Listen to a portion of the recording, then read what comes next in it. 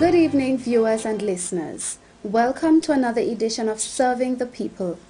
I'm your host, Mrs. Anissa Batiste. Please let us start with a word of prayer. Loving Father in heaven, please bless this program and bless the viewers and listeners as they contemplate the issue that is brought before them, and may their hearts be moved with compassion to reach out to their fellow man and to assist where they can. In Jesus' name, amen. And now, dear viewers, let me remind you that you may contact this program by calling telephone number 528-1015. That's 528-1015. I'll repeat the information at the end of the program.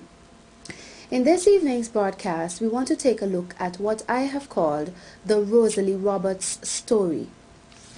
Some of you may remember that in 2011, in October, a story broke out in the area of Tromaca in North Leeward concerning a domestic violence incident which left one lady, Rosalie Roberts, and one of her daughters, as can be seen on the front page of the Vincentian newspaper of October 21st, 2011.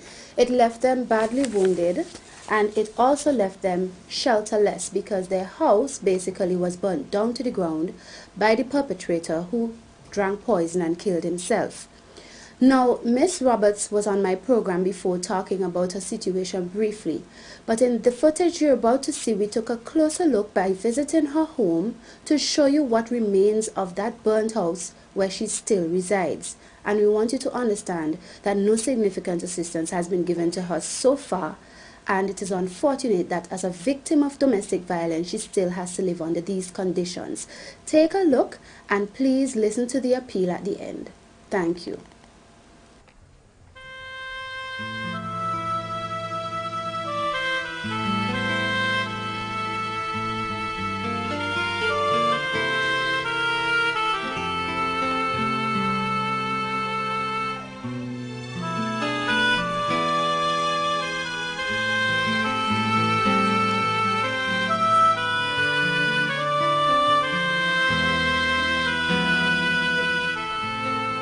I'm standing here today in Tromaca at the residence of Rosalie Roberts. Some of you may remember the story concerning Rosalie. Over a year ago, in November, or rather October 2011, an unfortunate incident took place at this very residence. Rosalie Roberts was the victim of an attack by her boyfriend, who caused her to sustain chops to her bodies using a cutlass, and then proceeded to burn her house down. She was a victim of domestic violence here in St. Vincent and the Grenadines. It was featured on all the television, all the newspapers, the 3 local newspapers, and on the television. And Rosalie suffered terrible wounds which left her with certain disabilities as a result. Chief of the problem she faced was the fact that she no longer had a proper home in which to live. Today, over a year later, we are here visiting this property because we want to highlight the fact that since that incident, no significant effort has been made to assist Rosalie and her family. So I'm here at her home with her, and she's going to show us exactly the conditions under which they live, even over 1 year since that dreadful incident. Rosalie, good afternoon. Good afternoon. And thanks for inviting us into your home. Even under the difficult circumstances, we're happy that we can come and we can bring to light what you're facing, because we are not happy that you're still in this condition, and we want to do our very best under these circumstances to see how we can bring some much needed assistance to you and your family. So this is your home. Yes, please. This is where everything happened. Yes, please. Tell us about it. Well, and me and my children was living here, Yes. and my boyfriend, and a dispute come up between me and him, Yes. and he chose to trap me and my daughter, Okay. and light my house on fire. Yes. And since that, I went out seeking help, and I have to say, I am not afraid to say, it's like they just turning me around like a tap. They just spinning me around like a tap because I go here, I go there, I go everywhere, and it's just promise, promise, promise. Yes. And up to the hour of now, nothing has been done. I am still in the same condition. Right. Where the house is concerned, I understand. Now, Rosalie, I want us to see some of the damage that was done on the house. So I want you to walk us through it, to show us portions of the house, what remained, what happened there, etc. So, can we start over here? Yes, please. Sure, let's go. Well, this was a bedroom, Okay. and everything in this went up in flame. Every single thing. And if you notice, you can see, you see in the sky, Yes. because the roof is Gone. The roof is gone. No windows, nothing. No furniture was saved from in here. Nothing at all. Nothing at all was saved inside there. And this is one of the bedrooms. I think you told me this was your My daughter's bedroom, yeah. Alright then. Well, I see like a pole in here. Tell me about this. Well, this pouring,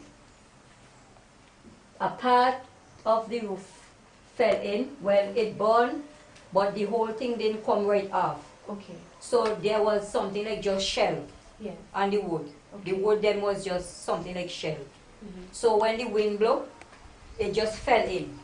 So the whole place used to flood with water. Mm-hmm. So I got two guys to come and assist me because I went to the Red Cross and they offered me this poling. So I got two guys to come and assist me, and they made a kind of fancy roof. Oh. And to secure for not water coming in, no water coming Right. that much, Mm-hmm. they put the poling over. So that is the reason why. You Because have if it that had there. wasn't been for this poling, Mm-hmm. water would have still coming in. Sometimes people come here and ask me how I am making it in. Right. I have to come out because I will swell. Mm-hmm. But I don't want to go by nobody place. So this is the situation I am in. I understand, and I see there are blocks on top of it. Yes, because the block is to keep down the right. the poling. Okay. Well, this is section is the porch section. Right. Well, as you can see, Miss Baptiste, here is a bedroom window here. And you can see there is no glass. The fire burst out every piece of the glass. Right. For security, I had to take this piece already here nailing. Yes. Because I am sleeping inside, and to take the draft of me, I had to take this and put it up like this inside to keep some of the wind off of me. This thing here. I understand. So when daytime come, I just take it down to get a little Breeze. to get a little breeze. And we can see all the remnants, the evidence of the burning there, up there in the roof. Yeah. And I just want to point out that this is the house that burned, and Rosalie is still living in this house. You can see on video all the evidence of burning. All the wood is burnt. It's all black. And she is still living in this house, a victim of domestic violence over a year ago in this country. And she still has to reside in this house. Take note. Well, this is the sitting room. This part was the sitting room. Right. Well, here is where I sleep. As a vagrant, I'm not afraid to say, because you can only vagrant alone sleep on cardboard. I haven't got a bed, so I have to make myself comfortable here. And also, this whole place was space. I had to get somebody to assist me. Yes. To keep rain off of me. Right. So that is why these are here. Yes. And then here again, I can see you block. I don't have a window here either. Mm-hmm. There was something here, but it fell off, and I don't have anybody to assist me at the moment. Mm-hmm.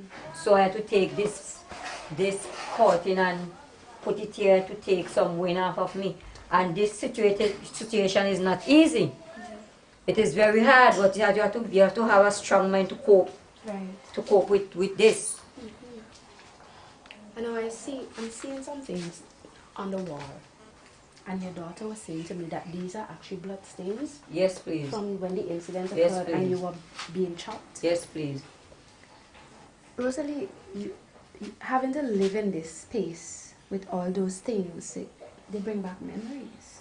Yes, because sometimes I sit down and I study, and I cry sometimes. Right. Because sometimes when I by myself, my mind is just reform, because I'm living the same place, so you know I will always be studying. Right, right. And it's all there before you. Yeah. All the evidence. Evidence These is are, there. Yeah. These are old blood stains Yes. from over a year ago. And Rosalie has to be sleeping in this very room with these memories.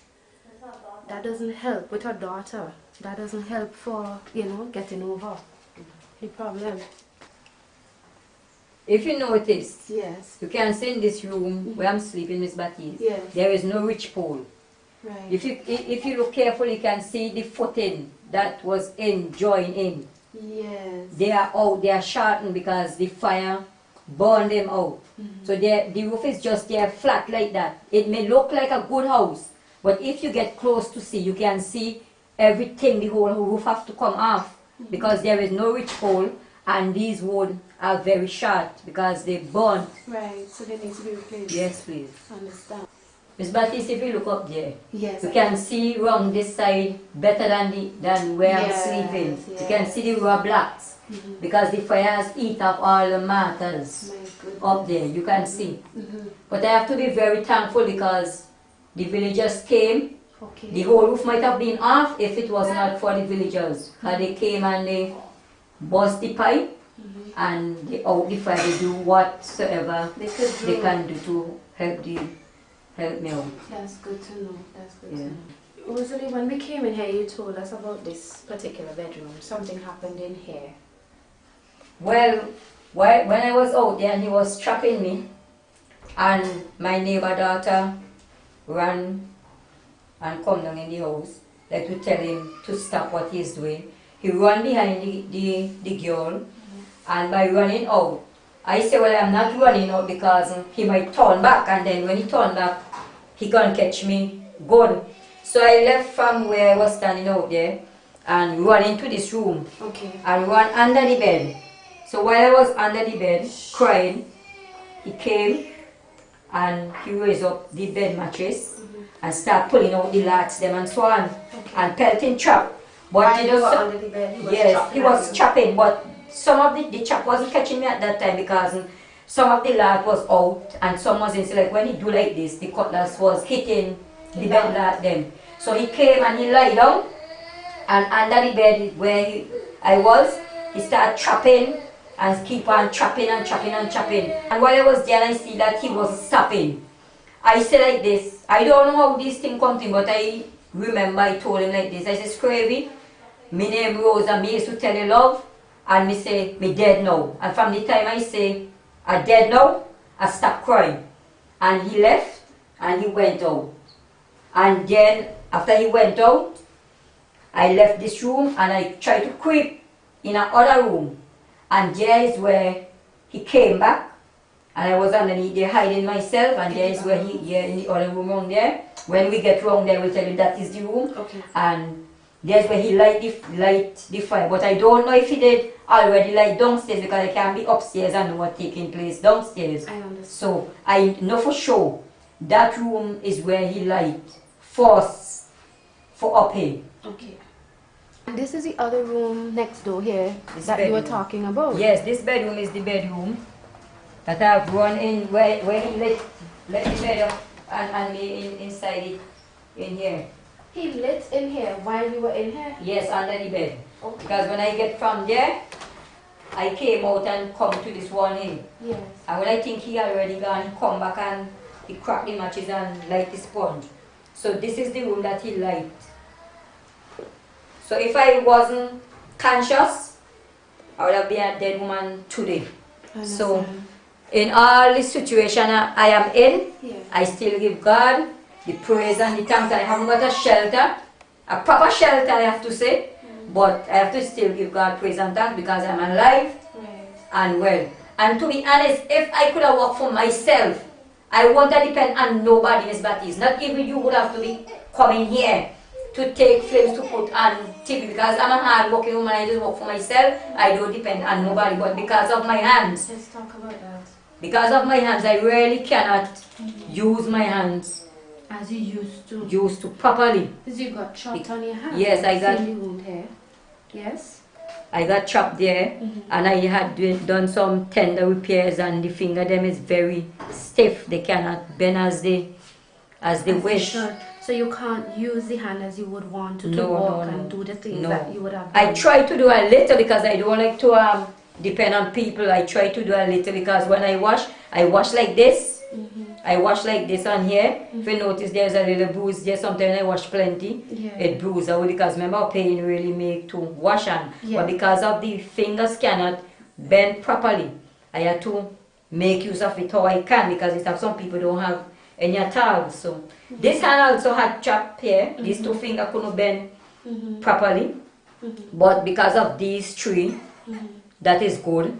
I grip things properly in this hand, so I doesn't really worry with this. But this hand, this is the one that this is the hand. As you should. Yes. Okay, I understand.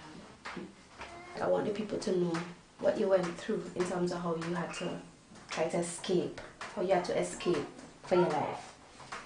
Well, after he left the bedroom with me, yes, I see when he left, I was underneath there sitting, and then I say, "This is the end of me." And then like a voice said to me, "Come out." So I just follow my mind and I came out.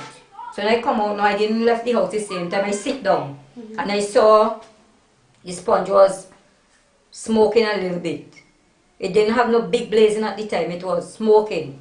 And there was a mat on the ground and I took the mat and start rubbing the fire. But you know that cannot out it. And then I say, well, this is the end of me. And I might say, left the house. And I get up and I start to hold. I said, there's why you see so much of some of the blood mark on the side of the house. Because your hands were bleeding. Yes, my hand had chopped, my two hands had chopped, so I had to hold on because the foot already had chopped already. Yes. So I couldn't make it on the foot, you know. As you should, I had to have to use the wall to make a support. Right. So that is the time I crawl out and try to get to a safe spot. So that is how I get out of the house. But if I stay, I wouldn't have been here today. I understand.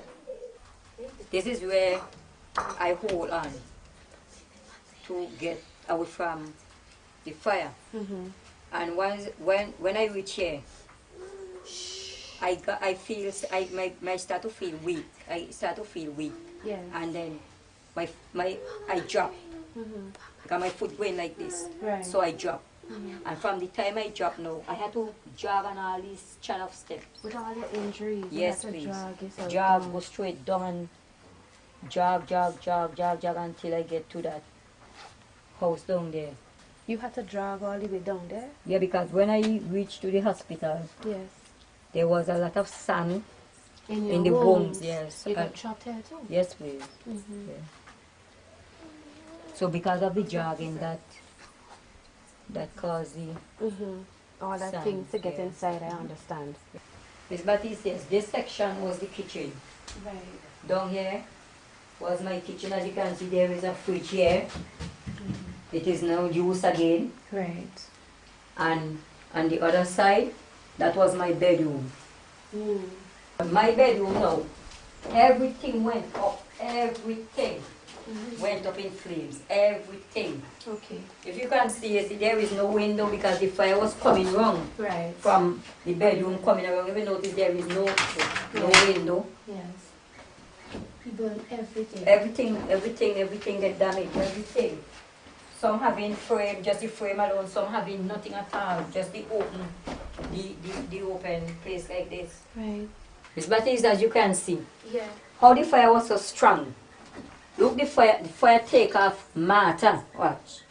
You see all this? All this cracking. It's not me crack out these, you know. I come from hospital and me hair like this and I look all the debris and thing inside here, so I got somebody to help me clean it out, you know. Right. Because the condition I didn't really like to sit.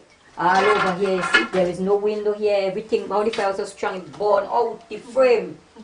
Burned out the frame, door frame, everything, no window, nothing. Nothing. How long did you stay in the hospital? I almost 2 months.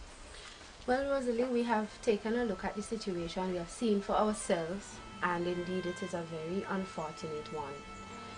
What do you have to say to the persons looking at this video? Well, I will like to tell persons who is looking at this video that in whatsoever way they can assist me, I will be very thankful, because since the house born, I have a estimate here. Okay.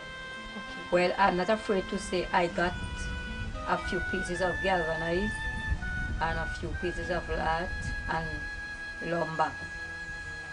Latin and rafters, I mean, not lumber, rafters and latin.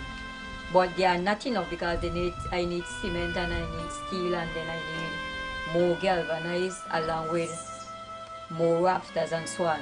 Okay. So whosoever is hearing and they can assist me in any way, whether with nails or whatsoever they could, I will be very grateful, because I would like to get back my place, because it is not an easy situation, because I know I start from scratches.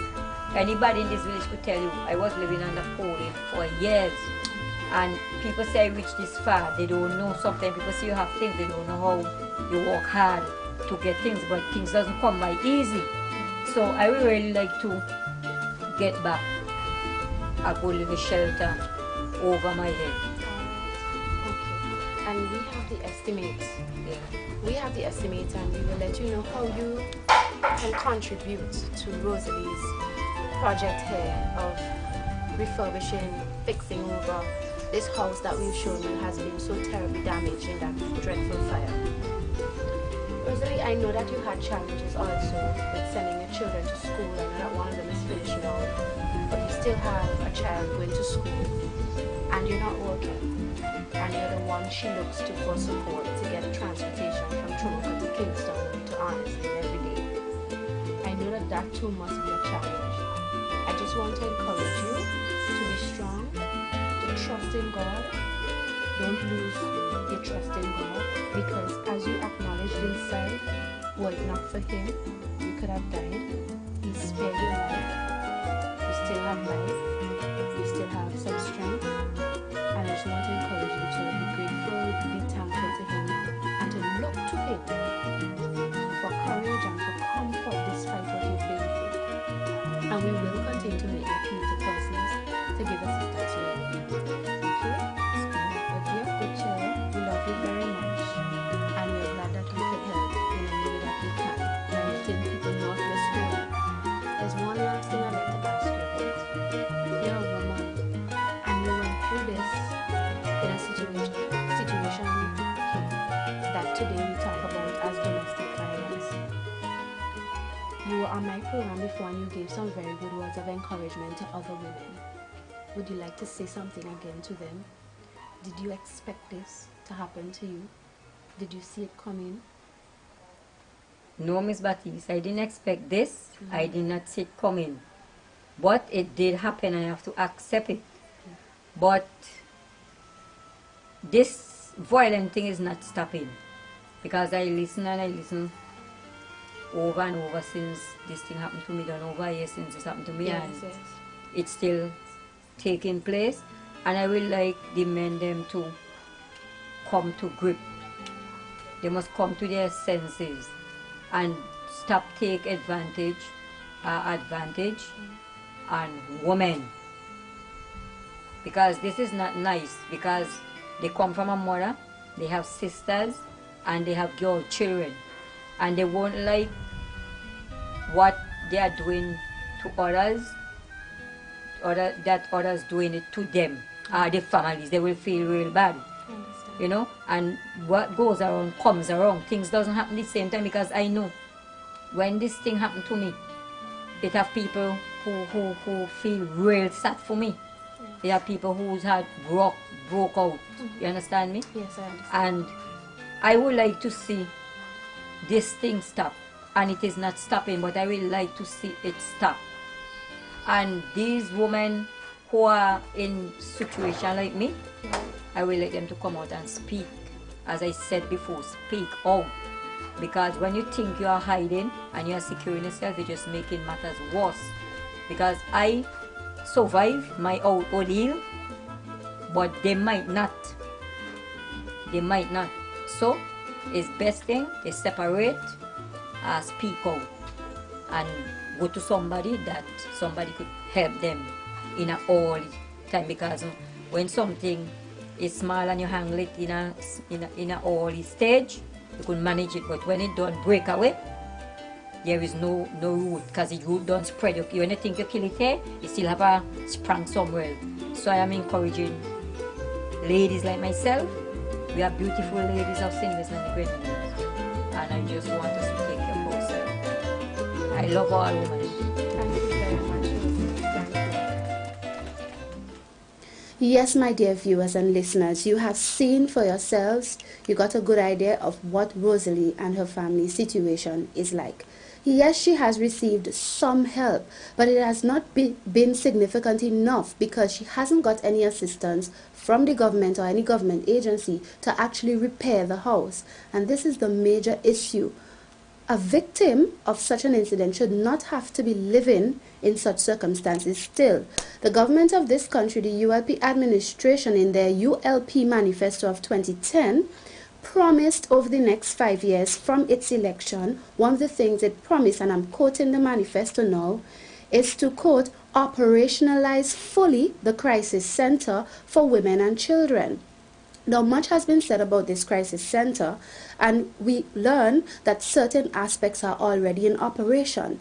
Yet I can tell you for sure that Rosalie Roberts has never been contacted to be asked if she wants counseling or to partake of any of the benefits that this crisis center is supposed to afford to somebody like her and her daughters who were victims of this dreadful incident. This is unacceptable, and it shows that in this regard the government policy is failing Rosalie Roberts.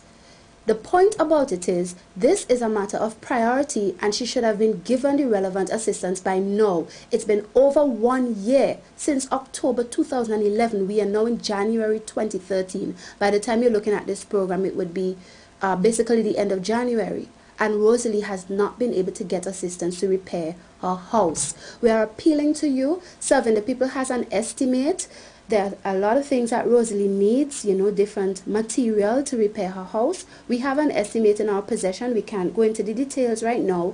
But if you call us at 528-1015, that's 528-1015, you can hear exactly what she needs and how you may assist if you're able to do so. Please do not turn a blind eye. It could have been you. It could have been a relative of yours. And while we are disappointed that the ULP administration has not done sufficient to give assistance to this matter of priority, we are reaching out to you also to do what you can. And we're also taking the opportunity to thank those who have done what they can so far. So please call us 528-1015, and let's do our best to help our sister, Rosalie Roberts. All the best until our next program. May God bless you. Bye-bye.